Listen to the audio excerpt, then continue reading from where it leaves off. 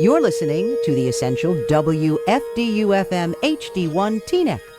89.1.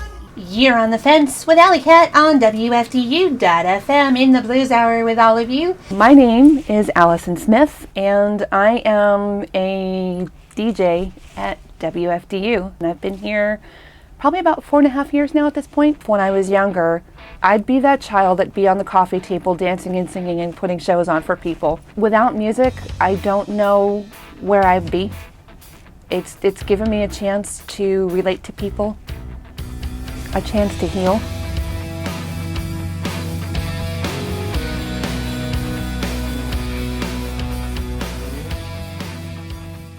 Everyone has their journeys in life.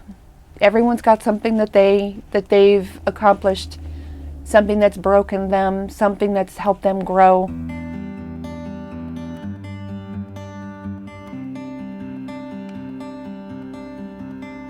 My mother was a big deal for me. She was my friend, and she needed my support, and it got down to a point where it was 24/7. And during the last 3 years of her life, things were intense and stressful. And so I needed something to keep me going, something to look to that I knew was going to be there no matter what. And that was this radio station. The radio bug bit me a long time ago, is that I'd always related to music really well. By word of mouth and friends of friends of friends, I had a few that knew of Barry, the station manager, and said, he's the guy you want to talk to. I'm Duff Sheffield. I'm the general manager of WFDU. I'm the program director and chief cook and bottle washer. I do a little bit of everything here. We went on the air on August 30th, 1971. So this year, 2016, we're celebrating in August our 45th anniversary of being on the air. I know if it's right, whatever make up its mind. That was fun. It was during their fun drive. He said, come on up. I came in, we talked, he brought me upstairs and said, okay, you're on. Yeah, I dumped her into the deep end of the pool. At first she was nervous. And at first, she didn't know, because you have to sit down and you have to look at all this equipment and you're looking back and forth and you're going, oh my God, I don't know whether I can understand or operate this. But slowly, with my help, she slowly came to grasp it. When I first met her, she was shy. And she may have been a little like, oh, I don't know whether I should say anything. I don't want to upset any apple carts. But now she's got confidence. It has been crazy, hectic, educational, fun. And he's been a friend to me when I definitely needed it. I've learned a lot from him in terms of moving forward, and I was able to move from 1 hour's worth of a show to 4 hours. You're on, you got 4 hours. And of course he looked at me and went, 4 hours? 4 hours? Who's gonna be on for 4 hours? What are you gonna talk about? So yeah, September of 2014, I began my 4-hour show. My show is called On the Fence with Alley Cat. The Alley Cat show is a very interesting point to bring up because that's part of our experiment. And not that it was Allison or the Alley Cat show that was an experiment. The experiment was, we're not broadcasting, we're streaming. So what we did since I've been here, we've now opened up our webcasting. Between having the Alpine Tower and also HD 1, 2, and 3, the listenership wasn't nearly as big then as it is now. It's grown exponentially because of the changes and the increases in power that we've been able to do. WFDU is publicly funded, unlike your commercial radio stations. We don't have to play a selected amount of songs per show, or we're not slated and expected to play only certain things in a rotation.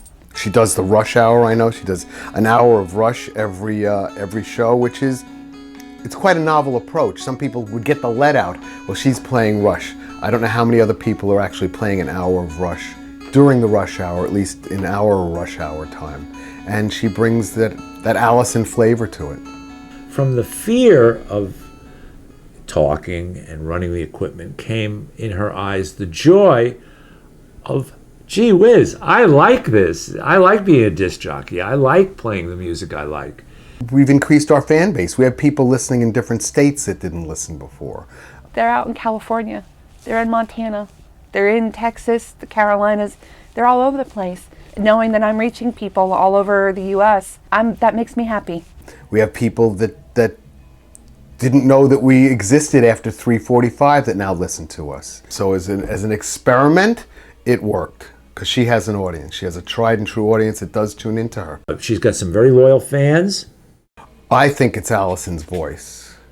And also Allison plays an eclectic mix of radio, and she always sounds happy.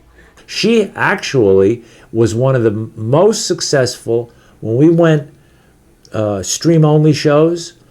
Her show was the most successful show. I honestly didn't have expectations on where this was going to go. I had hopes, but I had no expectations. I had overcome a lot of barriers coming into this because people had their moments, their issues, their doubts. And I've actually conquered that by believing in my abilities and showing them that I've been able to reach various people and audiences. So to know that I rank up there with some of the best, that's really awesome for me. That's exciting, and I was elated to find that out. I was so happy. I kind of did one of those when I first found out what my numbers were, when I slapped the hand down on the desk and, hey, I made it. You want to stay humble and realizing that at any minute it could all change.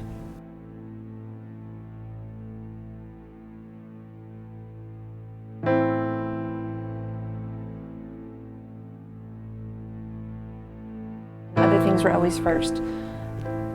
The month that she passed, I had discovered some issues and some stuff going on internally that were questionable. Having an autoimmune disease is not something that's easy to deal with, and so you have to learn to regroup and deal with that now because it's staring you in the face. And it's not like having a flu, and it's not like having a broken bone that's going to go away in a few weeks. This is now with a person for the rest of their lives. And so with that, I looked to this station to keep me going. Followed by a little Gina Sicilian, Allow Me to Confess, and she just so full on that tune. You're right there with her. The week that my life changed drastically, permanently, Jimmy looked at me after I had filled him in on what was going on, my co-host, Jimmy Blue, and said to me, "Why are you here?" And I said, "Well, that's a fat lot of good, mighty fine, how do you do?" He's like, "I can't go on the air with you." "Why not?" "I can't go on the air with you. Knowing what's going on with you, I cannot go on the air." I said, "I am not leaving. I can't." 5 minutes later, we go on the air, and it was game face.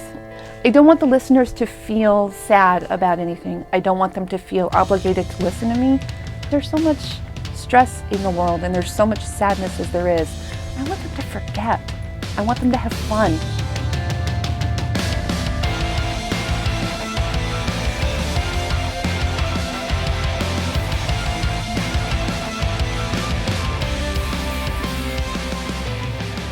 But for music, it's worth it. It's totally worth it. I don't know where I'd be without this place. Everyone has a story to tell. What better way to do it than to tell it through music? We're not fully funded from the university, so we need the public to keep the lights on. We're in the middle of a very big change here during the week in morning drive and afternoon drive. Support the radio station by allowing us to change with the times and allowing us to maybe provide you with something you didn't know you liked so much and missed. I'd feel lost without it. I would definitely miss it because I've had the chance to develop amazing friendships and relationships and a chance to be on air and speak to people has been really amazing for me. They're a part of the family. We want them to feel included, to be included in what we do. I really dug deep now, even further into it. And it's given me a chance to heal in some way or find myself in a better place now than I was 6 months ago, even a year ago. People tend to take music for granted. or they don't understand it, or they don't get it, or they don't get what it means or why it's there. But it offers people so much more than they realize.